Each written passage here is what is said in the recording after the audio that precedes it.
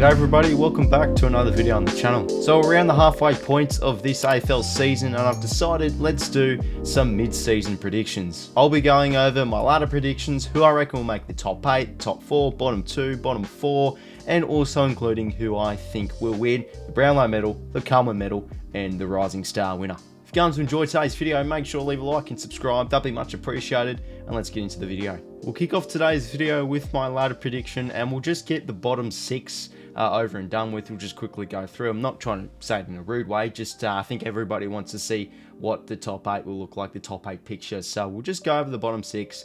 This is what I reckon it will look like from 18th to 13th. I think North Melbourne, between North Melbourne and West Coast, I think the Kangaroos will take the spoon, just because I feel like compared to West Coast, they're in a bit more of a mudded situation. They have a full list at the moment, you know, with pretty much a full strength list, and they're just playing terrible foot at the moment. They're having staff problems, pick one dramas with Jason Horne-Francis. They just can't seem to play good footy at the moment. The ball is barely going inside their 50 and they're just getting purely dominated.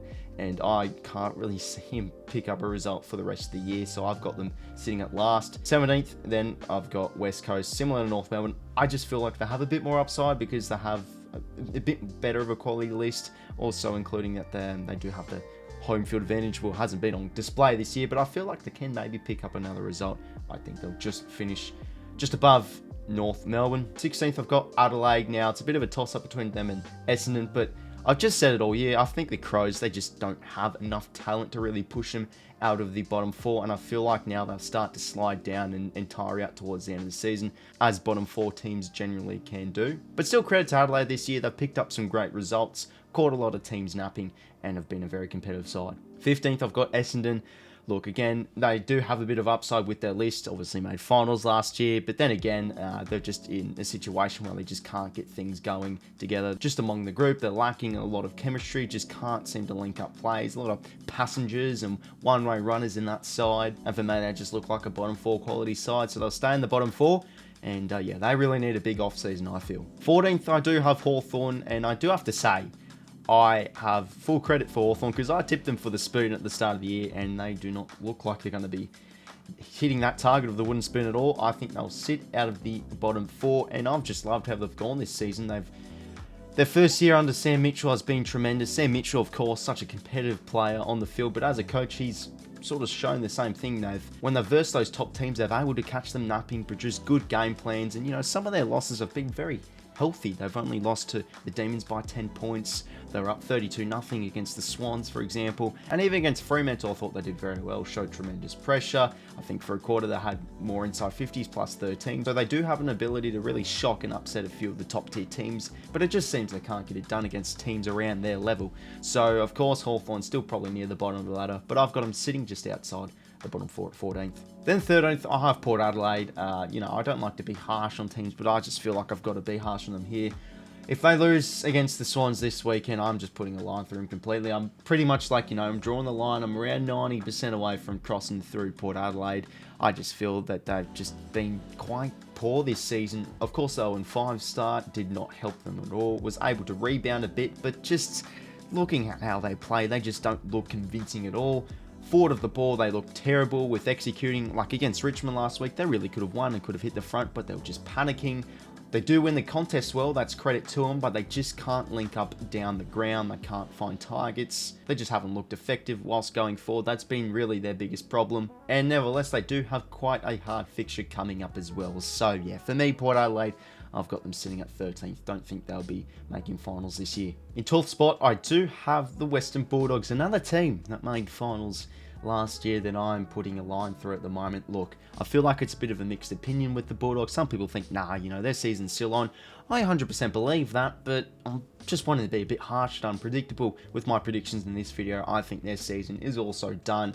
Just again, similar to Port Adelaide, they do have good talent. I mean, they have one of the most stacked talent sides. Their midfield is elite. On paper, the Bulldogs, but again, they're just similar to Port Adelaide, aren't able to link up, just not effective. And I think their midfield is such a reliability. If their midfield game is not on, they just completely look flat. Either side of the ground, they look poor. I mean, Gardner and Keith can have old games, some decent games, but you can't fully rely on them. They're going to have a few poor games, like against Geelong last week. And of course, we all know, Norton or bust. I think he's a tremendous player in Norton, but is not getting enough service of the footy, I think. And alongside Norton, they've just been very inconsistent with their forward line. Obviously, Josh Bruce, him being out the whole season has not helped. They've had Norton have a few inconsistent games. McNeil running through there. Anthony Scott and 𝗬𝗏𝗏 out of the side. They just simply look like an inconsistent team.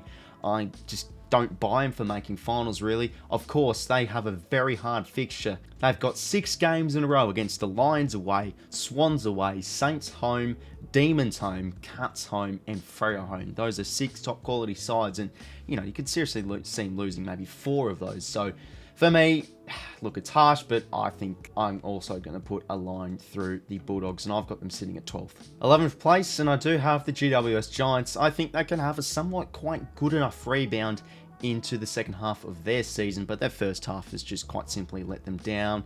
Poor games left, right, and centre throughout that first half of the season, and I just felt like, you know, I think a lot of people can agree their list is seriously one of the best in the competition. They've got such underrated plays in that side, but it's just felt like they've just lacked because of their aging staff of Leon Cameron. He's been, of course, a truly great servant to the club, but it just felt like they needed a fresh change, and in comes Mark McVeigh, and so far he's been good. A win against West Coast, a loss that was really a good performance against the Lions, and they have bounced back with a tremendous win over North Melbourne. So I feel like they're a team to sort of watch out in 2022 for the second half of the year, but for me, I just can't see making finals. I think it's a bridge too far for them. So they will show some promising sides. I think they'll get back to playing some good footy and show that what they call orange tsunami of being able to be so effective down the corridor. But for me, yeah, finals is just too far from them. I've got them sitting at 11th. In 10th place now, and I do have the Gold Coast Suns. Now, I'm actually being true to my word here. Deep down, I really think Suns can make finals.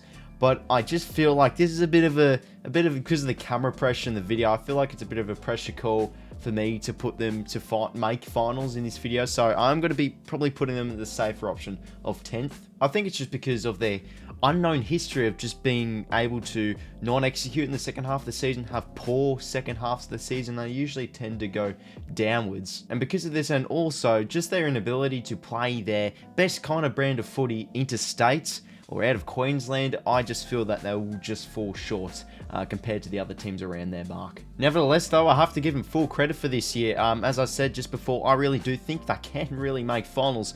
I've said it all this year, just when they play at home, they are seriously a hard team to beat. I think in Queensland with those hot, humid, muggy conditions, it's really hard for oppositions to get a result over there, and they just play an excellent brand of footy. Seriously, really convincing, really entertaining, just hard contested side. I think their past few weeks have just been excellent on the transition, just been smooth using side. Also a very efficient side too. You have like Rosas and Isaac Rankin finally in great form. Maybe Chol and 𝗏𝗏𝗏 have literally been one of the recruits of the season. They've been magnificent, truly underrated. And also, of course, of the Gold Coast effect, there is underrated players left, right, and centre. I think Sam Collins and Charlie Ballard is one of the most underrated key defender duo in the competition. Like, I seriously think maybe with Wiedering out of the All-Australian, Sam Collins is a really good opportunity to take his spot. He has been absolutely immense this year, truly criminally underrated. And of course, the midfield has been, very good enough. I think almost maybe finals quality. 𝐼𝐶 𝐿𝐼's having a great season, of course. Noah Anderson's been, I think probably maybe career best year this year. I really like what the Suns are doing. I feel like they're on the up, I guess you could say. They have a very winnable fixture too. But again, just with other teams around the mark and just, they always seem to just not have a great second half of the season. And I'm also pressured to, have put them in finals in this video, and interstate, they're pretty ordinary as well, I do have to say. I think, as much as I do want to have them in, I think they will finish just short, and I've got them at 10th. Now this is where it gets pretty tricky. Someone's got to be 9th, and in 9th place, I do have Collingwood. Now, this is quite sickening for a lot of, if there's any Collingwood fans watching. Of course, I do have to say, their win against the Demons proves more than enough of me for Pies to really put them in finals. I think, you know, when you look at that, they should be, yep, finals all done and dusted. They should be in there. Look, I definitely think they can make finals. They look really, like when they're on, they are easily finals quality side. Their contested ball is brutal. Pressure is elite. Their attacking brand of footy is very excellent. But I just feel like sometimes with predictions, you have to go against the grain. And when you take a step back, even though their upside and how good they're playing is awesome, I just feel their downside really lacks them, and this is why they haven't picked up some results this year. With all their great pressure and a more attacking footy under the new coach of Coleman Medal, and by the way, he has been, maybe coach of the year, he's been magnificent. Really changed the culture and the play style entirely over there at the Pies camp. I just feel with all this upside, we've seen it this year, to be fair, they just have this really bad downside of, let's say, a 20-minute period, or maybe lasting a whole game, of where their just intensity just completely drops. They look flat, they look lethargic, their whole playing list looks fatigued, and also they do have a number of poor ball skills. I think we've seen a few times this year, you know, their fourth quarter against Geelong, their game against the Bulldogs, they did it for a period against the Blues and also the Hawks, games where they really could have lost. So I feel like the big question for Magpies is, they do have a very winnable fixture, but I feel with those winnable games, that's probably their most vulnerable. I think, like seriously, they play their worst footy against those bottom 10 sides. So for me, they're obviously still a bit of an unknown to, you know, 100% make finals. The big question is, can they maintain the rage for the second half of the season, or will the fatigue set in because of how good their game style is, how attacking it is? It does have flaws. They can leak goals, and as I said before, they do have those 20-minute periods or a game lasting long where they just fall flat, and it could really cost them with some results. And I feel like for the Magpies, them finishing ninth, I feel like they'll be in that situation where they might finish on the same amount of points as 8th, but because of I think they have like the lowest percentage out of any team in the top 12 at the moment, they might just miss out on percentage. So I'm not against the Pies at all. They're playing brilliant footy. I'm glad to see it, but someone's got to finish ninth. And I just feel because of, you know, how big their downside can be, I've got them sitting at ninth. So now in 8th place, and you have probably guessed, obviously, who it is. I've got the Richmond Tigers. I think they will be playing finals football in 2022. I tipped them to finish 6th back in March in my start of the year predictions, and look, I think with the Tigers, like, they might not be the most exciting team at the moment, but I feel like, yeah, they're not a team that necessarily wows you, but they just get results, and I think they can do it really convincingly. And it's all about the second half of the season, who can pick up the results, and I feel like the Pies and the Tigers are going to be in the same boat. They're going to be neck and neck, and I think comparing both of the teams, I slightly favour the Tigers more. I just feel they're a bit more primed, a bit more sustainable of a side to have a bit more of a consistent back half of the season and make finals. Because just their list of Tigers, I felt like last year they weren't great because they just had a lot of injuries out. They had Dusty Martin out, Presti was out. Look at them now, you know, they're possibly one of their best players. Jaden Short and Liam Baker's having career best seasons as well. Bolt has been excellent. Lynch, when he's back in the side, they'll just go to a next level, as Lynch has just been magnificent this year. The thing that's so underrated about the Tigers is probably they have maybe the highest chemistry playing list in the competition. Just so many experienced players in that side, and they really rally around the youth. I feel that, in my eyes, just gives them the edge to get some results in the second half of the season.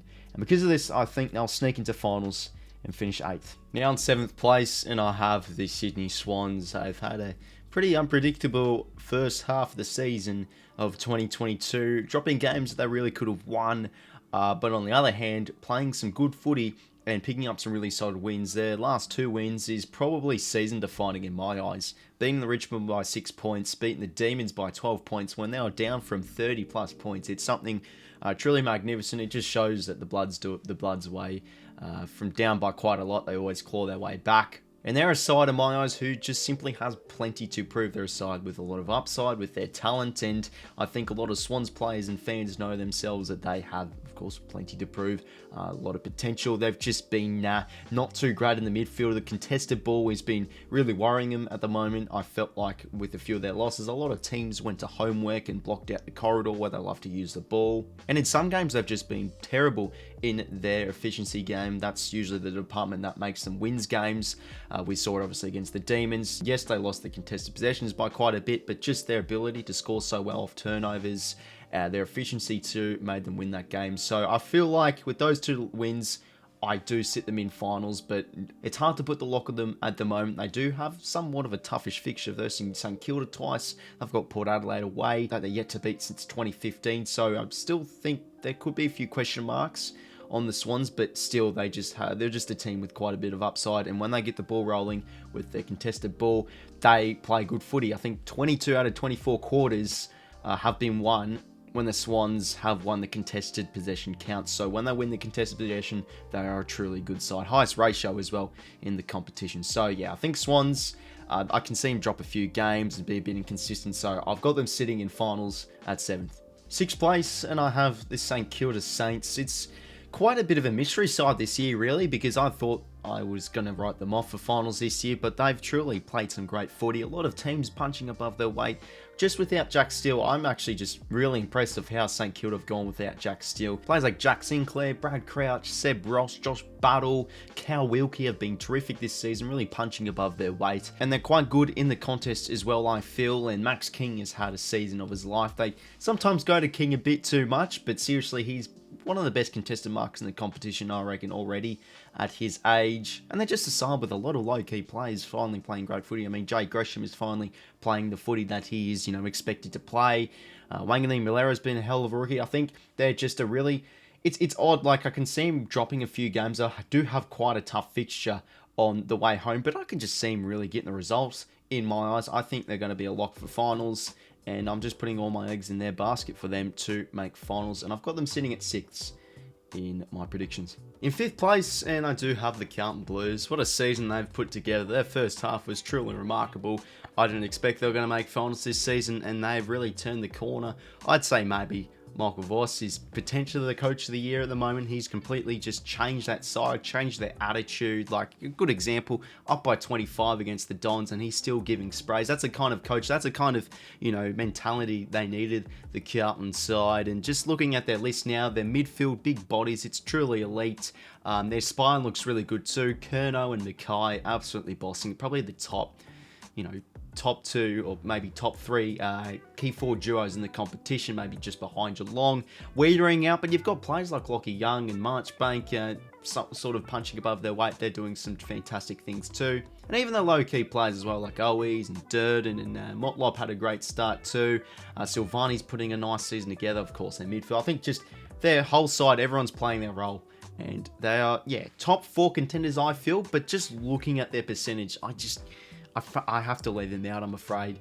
I think the top 4 we have at the moment is a lock, and because of the Blues percentage, I think that can hurt them. So potentially they could finish on the same amount of points as 4th position, but do miss out on percentage. So yeah, Carlton at 5th. In 4th place now, and I do have the Melbourne Demons. Wow, what a unexpected turn they've had towards the late part of the first half of the season, losing 3 in a row against the Freo Dockers Swans, and just a terrible loss to the Magpies. What a win it was though for the Pies. But yeah, Melbourne just look really unstable at the moment at the time of recording this. Obviously Stephen May being out, it's been a massive out, but one play doesn't really change whole side necessarily. But just watching the Demons play, look, I know that teams defending a premiership can have these mid-season hiccups, but I feel like they'll maybe start to drop games a bit now, because I feel like teams quote-unquote know that the Demons are beatable and we can really punish them.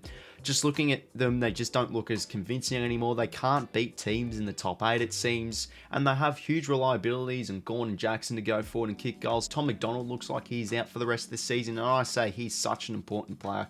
Really, he's their heart of their foreline, can really take contested marks, and they just struggle without him. And just from those last 3 weeks, we just saw like they are seriously struggling at the moment, but they'll just continue, I feel, to be somewhat dominant. But it's a really tricky one. I feel like it's a mixed opinion with the Demons, but they're still a top 4 lock for me. But I feel like there's 3 teams I'm yet to mention just marching at the moment. And I'm probably going to put them above them. But yeah, still a lock for me, the Demons. They'll make top 4. But yeah, keen to see how they do go in September. 3rd place now, and I do have the Fremantle Dockers. Again, another unexpected season from them. They are a raw side, but wow, what a season they have put together. Just simply off the ball, they're probably maybe best in the competition. Look fantastic defensively, similar to Carlton, just all across the ground they are playing terrific. Everybody playing their role. Back 6 looks elite, Brennan Cox, Alex Pearce, and Hayden Young, and Brendan Walker. Midfield is playing terrific footy too, running through there. James Aish is truly an underrated player. Brayshaw looks like he's going to be in Brownlow contention. Rory Lobb as well in career best form. They seriously look like a good side now, and you know, beating teams like convincingly the Brisbane Lions and the Melbourne Demons, they seriously look like, of course, a top 4 lock, and their goal now is for the top 2. I think if they want to win a flag, geez, that top 2 would be so perfect. But yeah, they're definitely, I'd say, in that top tier of winning a flag, I feel, alongside the Demons and also Brisbane. And they do have somewhat a few tough fixtures in the remaining games. It's just, yeah, I think looking at all the teams, it's hard to see who will continue to stay their spot, who will slip, and etc. But hey, you got to make a few hard decisions. That's why I've left a few teams out and a few teams in, etc. But yeah, Fremantle, they'll continue to, I think, dominate. You know, against the Hawks, yeah, they had a few slip-ups, but they do have that upside of just being off the footy so defensively strong, and they'll really carry them into the second half of the season, I do feel. Really sustainable side, I do feel. And yeah, Freo will finish 3rd in my eyes. Second place now, and I do have the Geelong Cats. A bit of an unorthodox selection, I do have to say, but just looking at their run home, and they just do it every year, the Cats. They run home, they come home like a bloody steam train, just picking up results left, right, and centre. I know, yes, aging list, etc., but just looking at their past weeks now, I think they're starting to really ramp it up. Dominant display against the Western Bulldogs. They surged, but they kept them at bay, with Sam 𝐷𝐞 looking like to be a rising star contention. I feel like they're also a very low-key side. A lot of teams just writing them off or calling them overrated or etc. But I think they're still a gun side. They run home. Yeah, I just think they're going to dominate. Like, looking at it here, they've got the West Coast Eagles they're playing twice. They've got the Western Bulldogs again. They do have North Melbourne they're playing. Like, there's just a lot of winnable games, I feel. And I think they're going to get a few massive percentage boosters. And the thing is also with the Cats, if they want to win a flag, they have to make top 2 in my eyes. Just that 𝐓𝐴 advantage is pretty much the only routes if they want to make a grand final. Just, we see it every year. They're tiring old bodies, as you can say, just get burnt on the big track of the MCG or Optus Stadium. So top 2 is a goal, well, the only goal, I think, if they want to win a flag, where they can potentially get 2 home finals at 𝐓𝐴 Stadium, play at the ground where they're usually good at, and with their run home, I think the Cats can really do it. And in first place, I do have, of course, by the process of elimination, the Brisbane Lions. Last month, it's just been pretty questionable from the Lions, I do have to say, but look, it's hard. It's really easy just to judge what the ladder will look like based off current form now. But, you know, the ladder isn't set in June, in July. We have to take a look at the second half of the year. A lot of changes can happen. That's why I've had a few teams out, for the example, the Magpies. So, yeah, it's hard to go against the grain. But Brisbane Lions, look, you know, that win against St Kilda, it was just such a professional win, such an underrated win in my books. They really could have won by over 40 points, but were just inaccurate. And just their list is one of the best, the competition, or should I say, one of the best, like, chemistry sides. They just work so well together. Plays just punching above the weight, like the youngsters as well, like Jackson Pryor, Ainsworth's playing great. Cam Rayner, I think, is just going to keep on getting better and better. Lachie Neale and Brownlow contention as well. They've just gotten back Joe Danaher and Hipwood. It's just, yeah, a side that's just going to keep on getting better, I do feel. And currently, as we speak, they are top of the table at the moment. So, yeah, I think they do snag home the minor premiership. It's a real toss-up. It is a real toss-up. So, I think it's going to be a few mixed opinions for who win the minor premiership. But I think maybe just looking at the whole first half of the season, the Lions do look the most convincing for me. And yeah, they'll finish top of the table at the end of the home away season. So there is my ladder predictions, fellas. So yeah, a few really questionable calls. But yeah, you have to go against the grain sometimes. So I'm ready to cop the shit if there's any Pies fans in there. But yeah, you know, it's got to be done.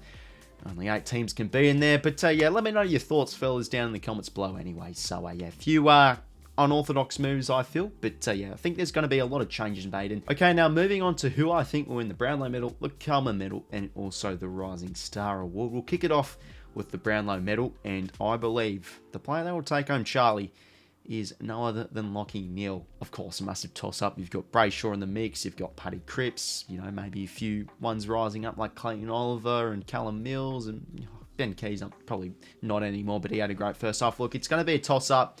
Could be an unexpected, like Ollie Wines is a bit more of the lower tier ones to win it, so who knows? But I just think Lachie Neale, possibly every game, he's just looked excellent. You know, his first month was truly magnificent. He's a player that is very hard to tag. When he gets tagged, he's just such a hard worker, runs both ways, sprints to the next contest, so good in the stoppages, just extracts it from the stoppage so well.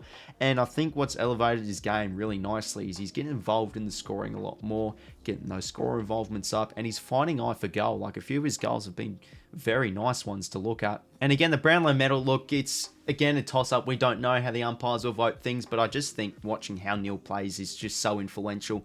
I think the really stoppage winners do get more of the votes rather than the flashier kind of play. So I think 𝐼𝐻 does get the advantage there. So yeah, he's going to win in a close one, I feel. I feel like it's going to be another close count this year. And yeah, lucky 𝐼𝐻 will take home Charlie. Now, for the Coleman Medal, who do I think will kick the most goals at the end of this season? I've gone for the player that I did tip at the start of the year back in March, and it is Jeremy Cameron. I think he'll continue his surge and win the Coleman Medal. Of course, I think it's 𝐵𝐚 leading at the moment. Again, look, I think just watching Cameron, how he played, he kicked 6 goals against the Western Bulldogs. Like, that's a perfect example to look at. He plays high up the ground so well.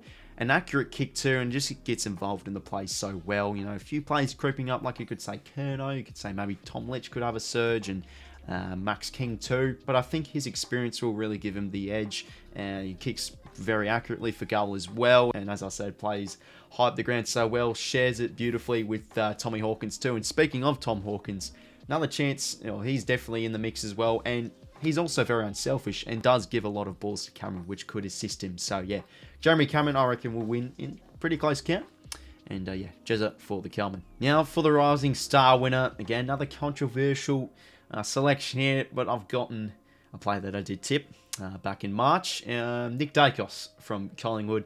Toss up really between, I think, Jai Newcombe and Sam Nicody. Maybe Nick Martin in there hiding a bit, but I think just Daicos, he is just such an influence in that Collingwood lineup. He just stands up in those big games, I feel. And yes, you can say, oh, he plays at halfback, he gets cheap touches, but I have to say, as an 18-year-old, he is so influential. Like, his ball use, yeah, you could say, oh, any player does that, which is true, but just simply, he's an 18-year-old, it's his first year, and he just simply is one of the most confident youngsters in the competition. I think that's what gives him the edge, really. He's a player that's stayed awfully consistent, and I think compared to Newcombe and De Koning, he's probably been a lot more consistent for a lot more games. And I think also the Daicos name and just the hype around him could really potentially give him that edge to win the award, I feel. But yeah, he's put together a magnificent season, Nick Daicos. Yeah, just with ball in hand as well, he looks like a experienced player or a 10th year player. His decision making's awfully very good. He's similar to Pendlebury. He likes to go, you know, he likes to change his game when he has the ball in his hands, and just loves to show great composure too. So he's going to be a star, absolute star, and I reckon he's going to win the Rising Star award. Nick Daicos. So everybody, there were my mid-season predictions. Of course, a lot of controversial calls, but they just have to be made. Okay, so yeah. Make sure to comment down below and let me know what you think. Of course, a few controversial calls that you might not be happy with. It's fair enough, and I do have to say, I respect every single side. I don't hate a side or anything. I've left out a side not because I hate them or anything. It's just simply how footy works. It's like looking last year, for example, there were 2 games clear. This time last year, there were 2 games clear between 8th and 9th. This year, there isn't. So I think it's going to be awfully close. So yeah, ladder prediction is a tough one to do, but yeah, it is what it is, and it's just going to be a close second half of the season, I do feel. So yeah, thank you for watching, everybody. Make sure to leave a like and subscribe if you wanted to enjoy today's video, and until next time, I'll talk to you later. See you later, fellas.